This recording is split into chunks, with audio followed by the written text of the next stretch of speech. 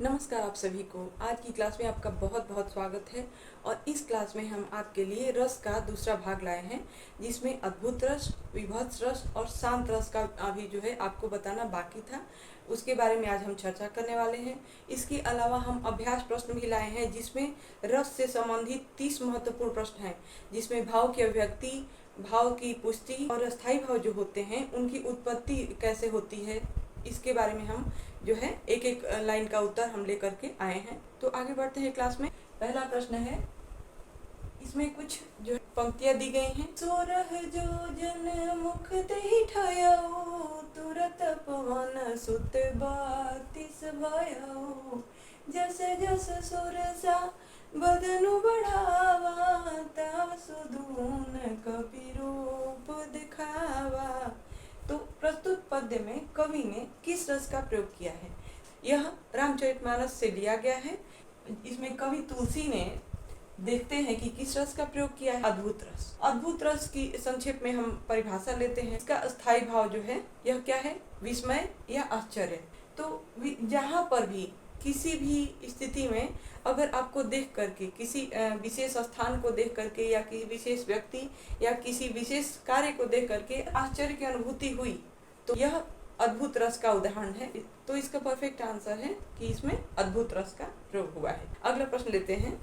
मुर्दे थे भूपर लेटे, भोजन में श्वान लगे थे, गिर पर डगरा डगरा कर खोपड़ियां फोड़ रहे थे। तो प्रस्तुत पंक्तियों में किस रस की प्रधानता है?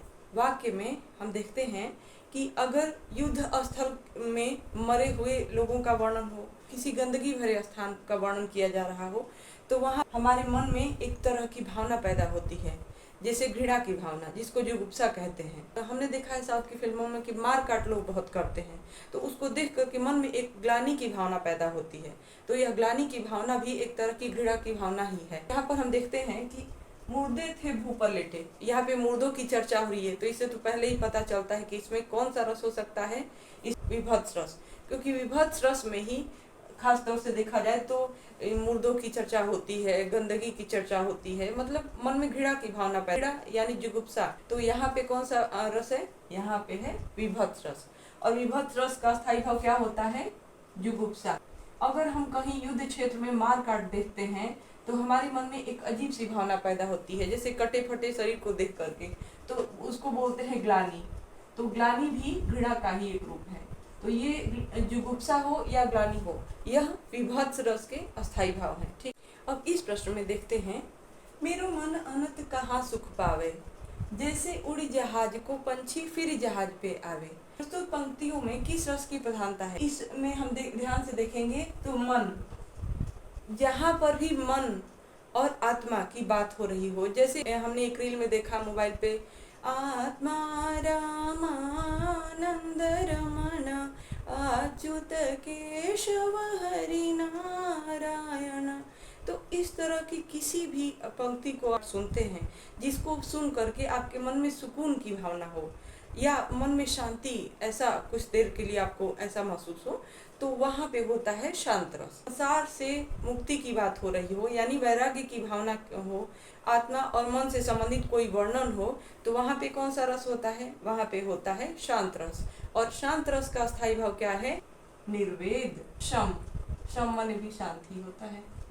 तो इन दोनों में से कोई एक आप लिख सकते हैं। निर्वेद किस रस का स्थायी भाव है? तो आप लिख सकते हैं कि शांत रस। तो इसलिए आपको ध्यान देना होगा कि निर्वेद जो है शांत रस का स्थायी भाव है, और जुगुप्सा जो है यह विभत्स रस का स्थायी भाव है।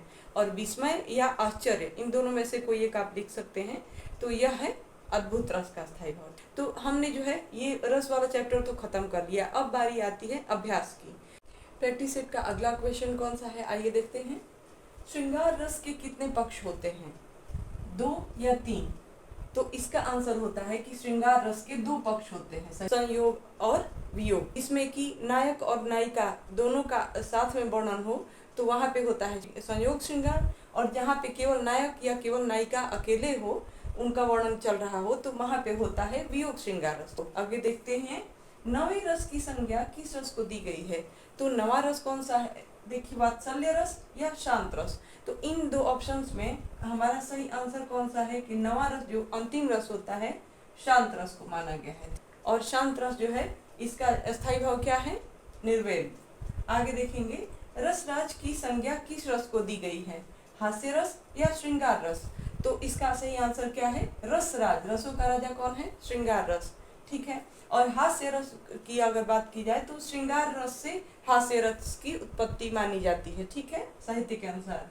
भाव की उत्पत्ति का हेतु है, इस प्रश्न में कुछ विकल्प दिए गए हैं। पहला है आलंबन और दूसरा है आश्रय। तो हम आपको बताते हैं कि भाव की उत्पत्ति की यहाँ पे बात हो रही है, यानी भाव उत्पन्न होता है, उसका कारण क्या है, उसका हेतु का मतलब होता है कारण। तो कारण क्या है, मेन कारण होता है आलंबन। जैसे कि हमने लिया भयानक रस, तो भयानक रस में हम देखते हैं कि हमने सर्प को देखा। ठीक है, तो सर्प को देखा तो सर्प मेन कारण है, जिसकी वजह से हमें हमारे मन में भय उत्पन्न हुआ। तो जिसकी वजह से मन में भय उत्पन्न हुआ वह हमारा क्या हो गया, वह हमारा हो गया हेतु। हेतु यानी कारण। तो मेन जो कारण होता है उसको क्या बोलते हैं, आलंबन बोलते हैं। ठीक है। और हमारे मन में जो भय की भावना उत्पन्न हुई तो हम क्या है, हम है आश्रय। लेकिन जो है भय किसको हुआ, भय हमें हुआ, तो हम क्या हैं, आश्रय हैं। ठीक है। तो विभाव जो होते हैं उन विभाव में आलंबन और उद्दीपन दो मुख्य होते हैं, लेकिन आश्रय जो है इसका वर्णन शब्द स्थान पे नहीं मिलता है प्रत्यक्ष रूप से, इसकी प्रधानता नहीं दिखती हमें, लेकिन यह जो है बहुत इंपॉर्टेंट है। अगर समझना है तो आलंबन और आश्रय दोनों को समझना होगा। तो देखिए इसका सही आंसर क्या है कि हेतु कौन सा है, आलंबन। अगला देखते हैं, स्थायी भाव जिसमें उत्पन्न होते हैं, तो आलंबन या आश्रय। अगर हमारे मन में कोई स्थायी भाव जन्म लेता है तो हम क्या है, आश्रय हैं।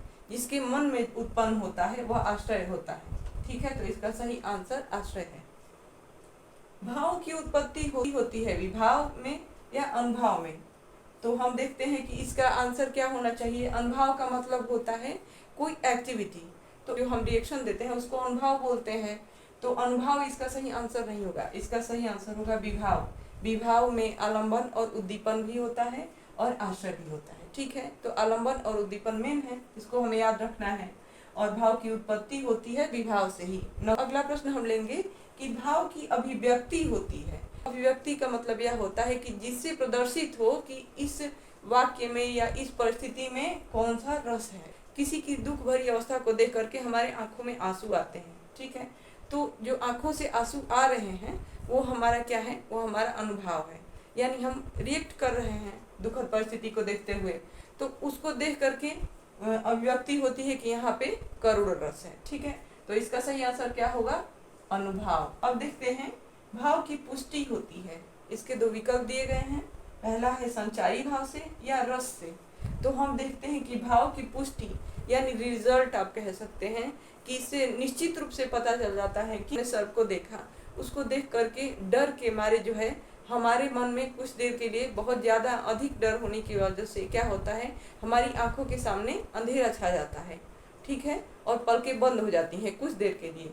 तो जो संचारी भाव क्षणिक अवस्था में होते हैं उनसे निश्चित रूप से ये हो जाता है कि यहाँ क्या है, भय स्थायी भाव है और यहाँ पे कौन सा रस हुआ है प्रयोग, यहाँ पे हुआ है भयानक रस। ठीक है, तो इसलिए इसका आंसर होना चाहिए संचारी भाव से।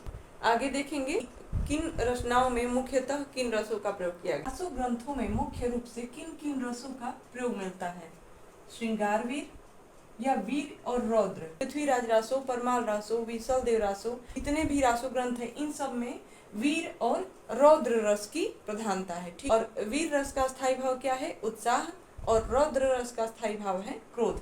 ठीक है, अब हम देखते हैं अगला प्रश्न, संचारी भाव की संख्या है 33 या 35। तो इसका आंसर है 33। विभाव, अनुभाव और संचारी भाव से पुष्ट होकर स्थायी भाव बन जाते हैं। क्या बन जाते हैं, रस या अलंकार। तो तीन चीज मुख्य होती हैं, विभाव, अनुभाव और संचारी भाव। इन तीनों से पूर्ण होकर के स्थायी भाव रस का रूप लेता है, इसलिए इससे हमारा आंसर हुआ रस। अगला लेते हैं, भवभूति की उत्तर रामचरित, मैथिली शरण गुप्त की साकेत और निराला की, सूर्यकांत त्रिपाठी निराला की रचना जो है सरोज स्मृति, किस रस का उत्कृष्ट उदाहरण है। तो हम देखते हैं विकल्प, करुण रस या वीर रस। इन तीनों रचनाओं में करुण रस की प्रधानता है। ठीक है, आगे देखते हैं, भारतेंदु के नाटक सत्यवादी हरिश्चंद्र के श्मशान वर्णन में प्रयुक्त हुआ है, करुण रस या भयानक रस। जब भी श्मशान वर्णन हो तो वहाँ पे करुण रस नहीं होता, वहाँ पे होता है भयानक रस। सबसे इम्पोर्टेंट बात, अगर यह आपको क्लास पसंद आ रही है तो सबसे पहले क्लास को लाइक कर दें। अगर आप पहली बार देख रहे हैं इस चैनल को तो आप इसे सब्सक्राइब कर लें। इसी तरह के इंटरेस्टिंग जो है क्लासेस के लिए सबसे ज़्यादा जो है, अगर कुछ भी आपको पूछना है इससे संबंधित तो आप कमेंट कर सकते हैं कमेंट बॉक्स में। और आगे बढ़ते हैं क्लास में, देखते हैं अगला प्रश्न कौन सा है। पुत्र शिशु अनुज या शिष्य के प्रति स्नेह में किस रस की प्रधानता होती है? कुछ विकल्प दिए गए हैं, वात्सल्य रस या भक्ति रस।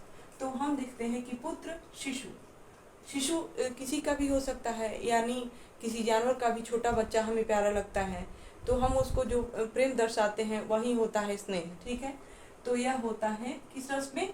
वात्सल्य रस में, ठीक है। काव्यात्मा संज्ञा है रस की या छंद की? तो रस को ही कहा जाता है काव्यात्मा। किन दो रसों को श्रृंगार रस का अनुभाग कहा गया है? तो श्रृंगार रस प्रधान रस है और उससे पीछे जो प्रधानता होती है उन रसों की, वे कौन कौन से हैं? वात्सल्य और भक्ति रस, ठीक। देव विषयक रति स्थायी भाव है किसका? वात्सल्य रस का या भक्ति रस का? जो ईश्वर से संबंधित प्रेम होता है वह अस्थायी भाव किसका होता है? भक्ति रस का स्थायी भाव है देव विषयक रति। जो स्थायी भाव को जागृत करता है यानी जगाता है, वह है विभाव या अनुभाव। जो हमारी प्रतिक्रिया होती है उसको अनुभाव बोलते हैं, जो हम रिएक्शन देते हैं। और विभाव का मतलब होता है कि जो कारण होता है या जिसमें स्थायी भाव जन्म लेता है। तो ये सभी जो है यह आते हैं विभाव में, आलंबन, उद्दीपन और आश्रय। तो आलंबन क्या करता है? उसकी वजह से जो है भाव जन्म लेता है। आश्रय है, उसमें जो है भाव जन्म लेता है। नायक नायिका की बात की जाए तो नायिका को देख करके, उसकी सुंदरता देख कर के नायक के मन में प्रेम जाग उठता है, यानी रति का भाव उत्पन्न होता है। तो नायक यहाँ पे क्या है? यहाँ पे आश्रय है, ठीक है, क्योंकि उसके भीतर जो है जन्म लेता है स्थायी भाव। और जो कारण होता है, मेन कारण, वह है नायिका। नायिका जो है यहाँ पे आलंबन है। और उद्दीपन क्या है? नायिका सजना संवरना या जो है सुंदर माहौल अगर होगा वो भी है, उद्दीप्त करता है यानी तेज करता है स्थायी भाव को। तो ये सभी है आलंबन, उद्दीपन और आश्रय। ये किसके अंतर्गत आते हैं? विभाव के अंतर्गत। तो इसलिए विभाव क्या है? हमारा स्थायी भाव को जागृत करने वाला। वात्सल्य रस का आलंबन विभाव है। इस प्रश्न में कुछ विकल्प है, शिशु या उसकी तोतली भाषा। आलंबन यहाँ पे पूछा जा रहा है कि जो मुख्य कारण है, यानी वात्सल्य रस का मुख्य कारण क्या है? शिशु या उसकी भाषा। तो पहले जो है हम देखते हैं, किसी बच्चे को देखते हैं तो बच्चे के कारण जो है उसकी तोतली भाषा जो है वह तो उद्दीपन का काम करती है, यानी हमारी भावना को तेज करती है, उस पे और भी दुलार बढ़ता है हमारा। लेकिन हमारा जो है आलंबन क्या हुआ यहाँ पे? शिशु, ठीक है। श्याम नारायण पांडे की रचना हल्दी घाटी में मुख्य रस है श्रृंगार या विभत्स। तो हमने अभी कुछ देर पहले आपको एक उदाहरण दिया, मोर थे भू पर लेटे, भोजन में श्वान लगे थे, गिरी पे डगरा डगरा कर खोपड़िया फोड़ रहे थे। तो तरह के माहौल को देख करके हमारे मन में घृणा या जुगुप्सा की भावना उत्पन्न हुई। तो यहाँ पे कौन सा रस हुआ? विभत्स रस। हल्दी घाटी से ही लिया गया था उदाहरण। अगले प्रश्न में देखते हैं, भक्ति और वात्सल्य रस किस रस में समाहित हो जाते हैं? करुण रस या श्रृंगार रस? तो भक्ति और वात्सल्य रस की बात हो तो ये दोनों रस जो है श्रृंगार रस में समाहित हो जाते हैं। क्लास में आगे बढ़ते हैं और देखते हैं अगला प्रश्न। सोच रहे थे जीवन सुख है, ना यह विकट पहेली है, भाग अरे मनु इंद्रजाल से, कितनी व्यथा न झेली है। उपर्युक्त पंक्तियों में कौन सा रस है? विभत्स रस या शांत रस? तो हमने आपको बताया कि कभी भी मोह माया से अगर दूर रहने के बारे में कहा जाए वाक्य में, या किसी जीवन से संबंधित या आत्मा से संबंधित या मन से संबंधित अगर वर्णन हो या सांसारिक विरक्ति की बात की जाए, वैराग्य की बात की जाए, तो इन सब के वर्णन में शांत रस होता है और इनका स्थायी भाव निर्वेद है, ठीक है। आगे देखेंगे, रामचरितमानस के राम लक्ष्मण परशुराम संवाद में तुलसी ने किस रस का प्रयोग किया है? तो मुख्य रूप से जो है किस रस का प्रयोग हुआ है यहाँ पे? वीर रस या करुण रस? तो इसका आंसर है वीर रस। दूसरों पर हंसना कहलाता है परस्थ हास्य या आत्मस्थ हास्य? तो यहाँ पे देखिएगा ध्यान से, पर का मतलब ही होता है दूसरा, ठीक है। तो अगर आपको याद भी ना हो तभी आप देख करके आप समझ सकते हैं कि परस्थ का मतलब ही होता है कि दूसरे पर हंसना। तो हमारे यहाँ पे सही आंसर होगा परस्थ हास्य। जबकि आत्मस्थ का मतलब ही होता है कि अपने आप पे जो हंसा जाता है किसी कारणवश, जहाँ पर हास्य की भावना उत्पन्न हो, तो वो होता है आत्मस्थ हास्य। अब युद्ध और प्राकृतिक आपदा के समय दुर्गंध युक्त वातावरण में किस रस की प्रमुखता होती है? विकल्प दिए गए हैं, विभत्स रस या करुण रस। तो हम देखते हैं कि युद्ध हो, चाहे प्राकृतिक आपदा हो या श्मशान हो, इन सब के वर्णन में क्या होता है, जब दुर्गंध युक्त यानी किसी भी तरह की गंदगी हो तो वहां पे कौन सा रस जन्म लेता है? विभत्स रस। आगे देखेंगे, रे नृप बालक काल बस बोलत तू ही न संभार, धनु ही सम त्रिपुरारी धनु विदित सकल संसार। तो यह जो है, यह लाइन जो है, यह लाइन कहाँ से ली गई है? ये पंक्तियां जो है राम लक्ष्मण परशुराम संवाद से ली गई हैं। ठीक है। इसमें जो है हम देखते हैं कि कौन सा रस है, तो वीर रस का प्रयोग बहुत अधिक मात्रा में किया गया है। जो है शिव का धनुष तोड़ देते हैं तो परशुराम बहुत क्रोधित हो जाते हैं और वो बोलते हैं लक्ष्मण को, रे नृप बालक काल बस, यानी अब यमराज आ गए हैं जो तुम ऐसे बोल रहे हो। कि लक्ष्मण ने कहा कि धनुष ही तो तोड़ा है, ये कोई खास धनुष थोड़े है, जैसे सामान्य धनुष होते हैं वैसे ही धनुष है। तो इसको सुन करके और भी वो गुस्सा हो गए। तो यहाँ पे क्रोध की भावना जो है प्रकट हो रही है। तो यहाँ पे कौन सा रस है? रौद्र रस। रौद्र रस का एकदम बेस्ट उदाहरण। आज की क्लास आपको कैसी लगी? आज के लिए बस इतना ही। क्लास में हम आपके लिए कुछ और महत्वपूर्ण चीजें लाते हैं जो आपके लिए हेल्पफुल होंगी। ठीक है, तो मिलते हैं फिर।